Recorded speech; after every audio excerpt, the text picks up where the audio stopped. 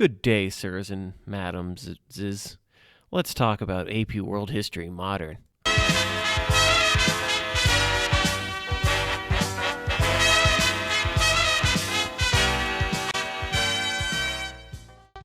So where do I even start? With a map, I guess. Nah, I should probably start with something better. World history gets divided into time periods. It's a history class, and we now have 9 units. We used to have 6 units, and there was more history, but now there's less history, but more units. But within the units, there's also larger units.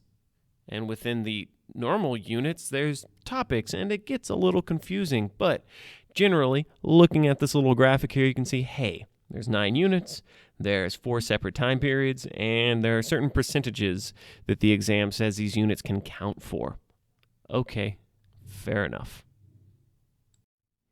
A great way to think about AP World History is through themes, because I said so. There are 6. That's right, 6 themes. Look at these themes. Isn't it neat? Wouldn't you think my theme lection's complete? I'm leaving that in. That was a Little Mermaid reference. I hope you guys loved it. Anyway, there are 6 themes. Do I need you to memorize the themes right now? Yes. No, I don't. There are 6 of them, and we're going to talk about them in class, or maybe we've already talked about them in class, but there's a new exciting theme. Theme number 6, technology and innovation. It's always been there, hidden amongst the other themes, but now it gets its own theme park? I don't know. Apologies all around. So let's talk about the actual test, May 14th, 2020, before 8 o'clock in the morning. You will be on campus at Ronald Reagan High School, and you'll be taking a nice AP exam. Last year, I believe 83% or so of my students potentially earned college credit by passing this exam, and none of them got 1s, which is the worst score, and only, I guess, 18 or so percent got 2s. Most of them got, I think most got 4s and 5s, which is what you're shooting for. It's a 5-point scale. That's a loud bell. This has just been going off. You know what? I'm leaving that in there because, man, it's ear piercing. Anyway, you have 2 parts to this exam, and each part has a subpart. Let's just go through each one of them quickly. The first part is the multiple choice, 55 multiple choice questions in 55 minutes. A minute a question, yes. It's 40% of the exam, which is the largest percentage for any section. However, in a way, it's kind of the smallest percentage because there's 55 questions making up 40% of the exam. So each multiple choice question itself isn't actually worth a whole lot.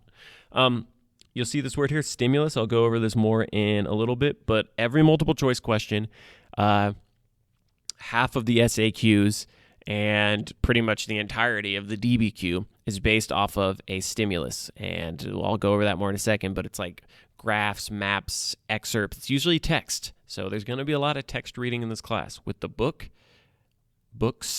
that you have to read in class, but also the exam and the quizzes themselves. Tons of reading. So if you don't like reading, not the class for you. Then you go to the SAQ. The SAQ, you have 3 questions. You get 4 to choose from. I'll go over that more in a second. It's 20% of the exam. Then you take a nice 10-minute break. Get your almonds and your grapes that you packed in that Ziploc bag because you're so healthy and you're a great student, and etc. Then we get the essays. You have a DBQ. You look at 7 documents, and you'll be given an hour to plan and write this. You're actually given 100 minutes to plan and write this and the other essay, but it's suggested you take 15 minutes to look at your prompts, plan it, and then 45 minutes writing the DBQ. This one's worth the most, being 25% of the exam. It's worth the most for just 1 question. Obviously, the multiple choice is worth more, but since the DBQ is, one essay's worth a quarter of your exam. That's a lot. And so you'll spend the most time on this accordingly. You get an hour on it. Finally, you get the LEQ. You choose one. You're given a choice of 3. They come from different time periods, and it represents 15% of the exam. All right. Let's look at it here.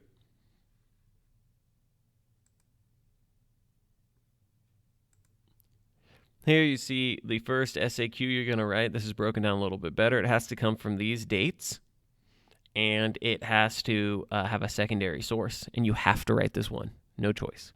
The second one will have a primary source. It is almost always a picture. I think it's been a picture every year, or a graph, or a painting something, but it's a visual stimulus. Both of these will have stimulus to them as well, same time period. Then you will have no stimulus here. It'll just be straight up question. One from an earlier time period, one from a later time period. You choose one and you write it. Hip, hip, hooray. You take your 10-minute break. Your DBQ has to come from these dates. You can use some math to understand that. If you don't, since the DBQ is worth 25% of your overall grade, and since Unit 1 is worth less than 25%, and so is Unit 2, these time periods, you cannot get anything from the 1200 to 1450. Otherwise, you'd be breaking that rule there. Then finally, no break. You have a huge chunk of time here. You will then be presented with 3 LEQs. They'll be very similar prompts, but they'll be from different time periods. You'll choose the time period you like the best, and you'll write it, and you'll do great. Are you excited? Me too. So a lot of this is about writing. We can break these down a little further. You get about 13 minutes a question for the SAQ. You get to choose what you want. I went over this a little bit already. The first SAQ is a secondary source. The second is a primary. Third and fourth will have no source for you to look at. The DBQ, again, you're given 7 documents. You can analyze the information given. It says you can rock this essay. Totally. By analyzing information given. Yeah, because you're usually given a little bit of background information, maybe a map, and then you're given 7 documents, and you just got to piece them together. We'll learn how to do that in class. We'll practice with documents a lot. And a document, again, is just another type of stimulus. So you'll be looking at a lot of text in this class. And then finally, the LEQ. And we've talked about this already, that you are going to be given a choice. This is talking a little bit about skills. We'll get into that later, so it's fine. Now, I keep talking about a stimulus, and so I actually gave you some examples here. This is a stimulus from a multiple choice question. You'd be given a few questions based on this one stimulus here. Same with this here. This is one from an SAQ. So a primary source woodblock print. Based off of primary source data. This is an excerpt of a primary source. And then you have to answer questions about it. So it's definitely more challenging than your average social studies class, in which you are just given simple multiple choice questions and it's just recall. This, you're going to have to take what you've learned, what you've memorized. You're going to have to analyze it, break it apart, apply it to this question. And it's definitely more difficult, and it's definitely more rewarding too. It's a lot higher level of thinking than you may have been doing in previous classes. And so what this class is really doing is trying to teach you to kind of break through that wall so that you can get to what social studies would really be like in a college. These are tasks verbs that you're going to see a lot. I'm not going to go over them now other than their specific verb. Compare, describe, evaluate, explain, identify, support, and argument. You'll see these a lot in question prompts, so get used to them now. You also have different reasoning skills, comparison, causation, continuity, and change. These will become very, very important when it comes to our writing. You'll see these in SAQs, LEQs, DBQs, all over the place. So we can actually look at a real multiple choice question right here. This is one from an earlier version of the test, obviously, because look at the date here. This is not 1200.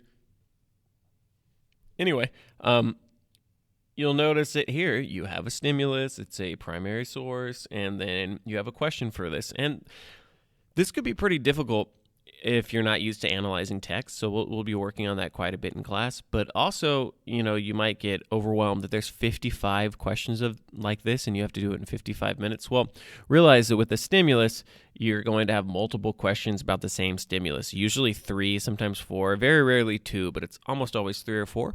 And so you've already analyzed that excerpt, and now you're being asked questions about the stimulus, and it's already fresh in your mind.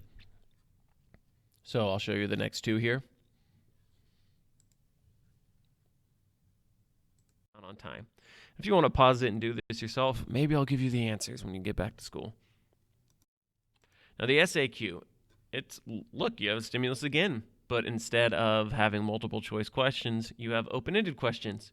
They're using some of those verbs we mentioned earlier, identify and explain. The DBQ, you'll be given a prompt, some background information.